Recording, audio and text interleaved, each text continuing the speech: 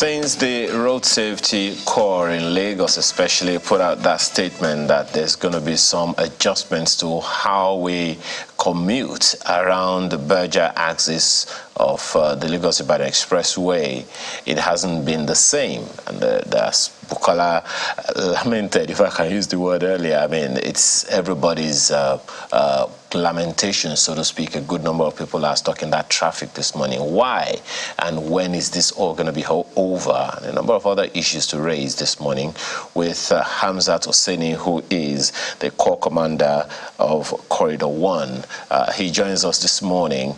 Thank you so much for joining us, Mr. Hamzat. One wonders if you can give us an idea exactly what is happening. The traffic is humongous. Occasionally we see some of your men, sometimes they're not there, sometimes there is no security official at all. Exactly what is causing this humongous gridlock that's led to lots of loss of man hours? Good morning. Good morning, everyone. To answer your question straight, you see, we want to achieve gains without going through some pains. And to every gain, pains is accompanied. Let me first and foremost say that it might be unfair to say that once in a while we're not there. We tried our best possible to arrive at the place as early as possible, and we manage the traffic to the best of our ability. Now, definitely construction work coupled with the traffic volume. For example, if you have 200 vehicles going through a particular entrance, and that is per time, and suddenly the road is being narrowed, definitely we will expect some choke. So that is what is happening. It is not about traffic management per se. I mean, attitude of road users constitute at times to some of these menace. For example, the new garage Otedola End had been opened in and out, and some alternative routes to which people can apply were blocked. So it takes patience from our drivers to navigate this portion of road, because our men, even on daily basis, work with other sister agencies. We do route lining to ensure that people don't stupidly, permit me to use that word, pick passengers, commercial drivers, pick passengers, and of course, obstruct movement of traffic. So this and lots more are some of the things. And of course, between 3-4 days ago and now, the traffic situation has improved. No. So I don't know if a number of people will agree with you that there's been any improvement whatsoever. And to speak specifically to that of commercial vehicles that you said, are always on that axis. I don't know if the FRSC is saying essentially, or those traffic managers are essentially saying they are completely helpless about this. Incidentally, I, like hundreds, if not thousands of motorists, ply that particular route every day.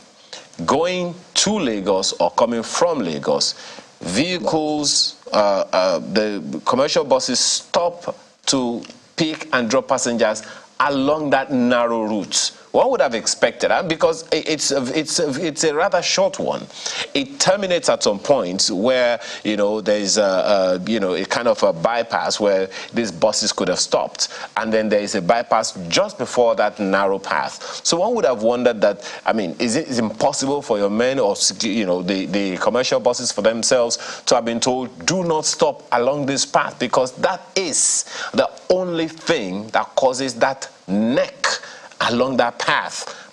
It narrows a 2-lane escape into one, and it happens every day. Is it impossible to get them to not do that?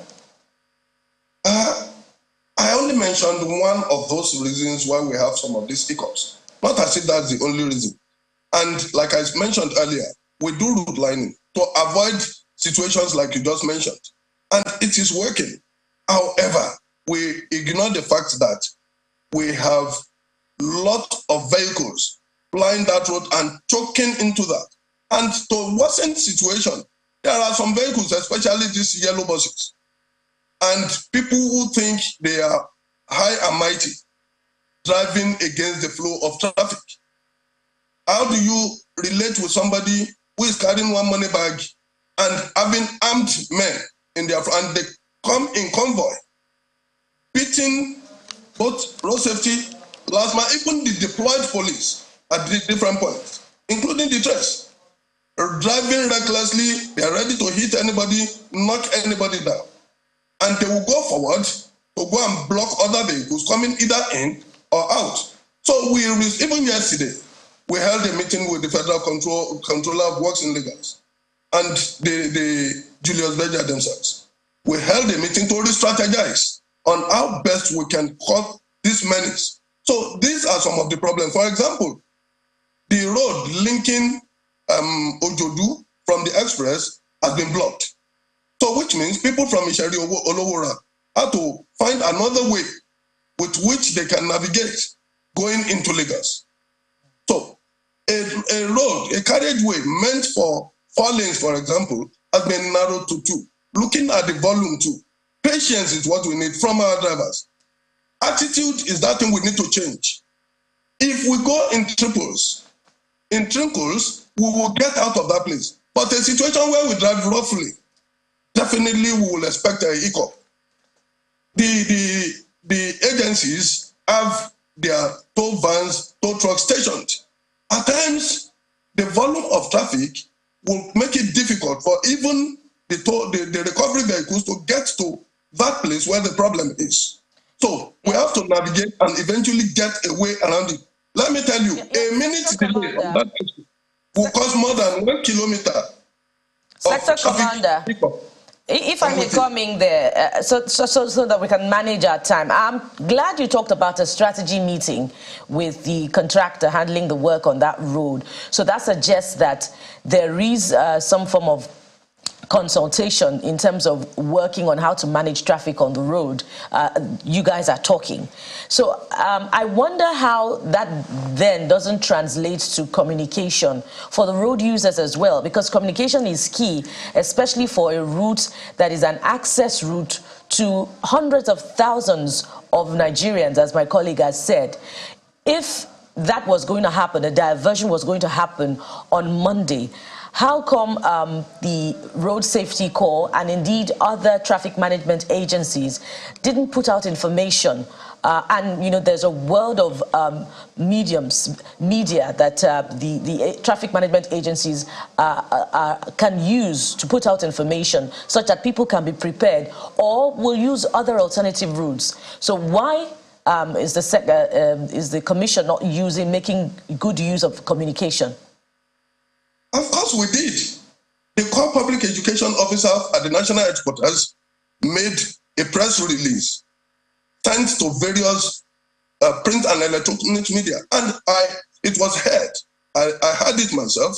It was heard appropriately, and of course, the core marshal directed. And when I saw it, I was relieved that at least members of the public will have listened. Even we discussed it at the meeting yesterday. There was information to members of the public. Well, so just a quick one, because we have to wrap this up now, Mr. Hamzat Hosseini. Are you aware of an allegation against the police that some of them collect money from motorists to go against traffic? If I say I have not heard, I would be lying. But then, where do we have a proof? Before you allege somebody, you have a proof to say this has happened. This strategy meeting you had, did it come up with in their conversation with the police? You had a strategy meeting. Did it come up in that meeting with the police? You can't accuse people of something you don't have. It's just an allegation, just for them to confirm whether or not it is. We used to discuss it, and the various DPOs who said there was nothing like that. Okay, that they personally monitor their own men. And I can't speak for the police. Well, that's the expected response. But for now, we have to thank you and hope that at least, as you said, it's working. But let Lagosians feel that it's working indeed. Hamzat Hosseini is Corps Commander, Corridor 1 of Road Safety in Lagos. Thank you so much for your time. And just to add that I was going to follow up, with Mr. Hosseini, that the notice put out was on the 19th of June. It could have been a lot sooner than that, such that motorists, commuters can be prepared, for what's coming ahead. And there's a lot more work that needs to be done for efficiency, of the management of traffic. What is important and that people would like to hear is whether or not, when is this going to be over? But let's take some of your own messages before we end the program today. New Service Chiefs and National Security from Henry Okeke, it's a mail, says enhanced welfare packages for servicemen, use of advanced technology for intelligence, professional training, interagency cooperation, and civil-military relations as some of the key performance indicators. Good job of work there. And this is coming from Musa Mohammed. He says, solving security challenges is not rocket science.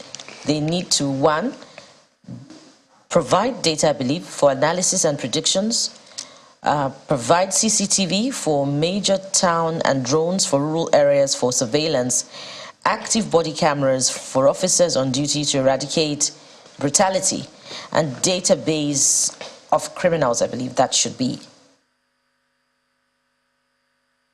This one comes from Bolanle, who says, very important conversation on the Disability Act.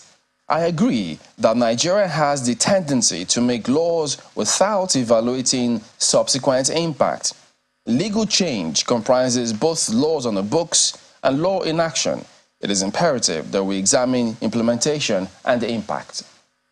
Well, this last email is from Olagunjo Ladile, who says, talking about Mr. J.K. Pele's appearance, it says, when implementing mitigation for fuel subsidy removal, it is indeed important to consider a comprehensive analysis that covers different demographics, which helps to ensure that policies are designed in a way that considers the diverse experiences and perspectives of all individuals. This helps identify and address potential disparities or inequalities that different demographic groups may face. However, we should also avoid unintended consequences and make informed decisions to mitigate them. This can also help avoid inadvertently marginalizing certain groups or exacerbating disparities. All right. Well, there you go. That is the show today. We do thank you all, as always, for sending in your perspectives on this subject matter. We welcome them all the time. Well, that is the show today. We do thank you all for watching. We'll see you again tomorrow. I'm Chamberlain, so goodbye. Oh, we certainly hope that we've helped make the sun rise at your end, even if it's raining. We wish you a beautiful day ahead. Thank you for watching. I'm Welgu Yusuf. And whether it's rain or sunshine, ensure that you rise against the odds. Thank you for watching. I am Bukola Koka. Have a wonderful rest of your day. I'm Ayo Makinde.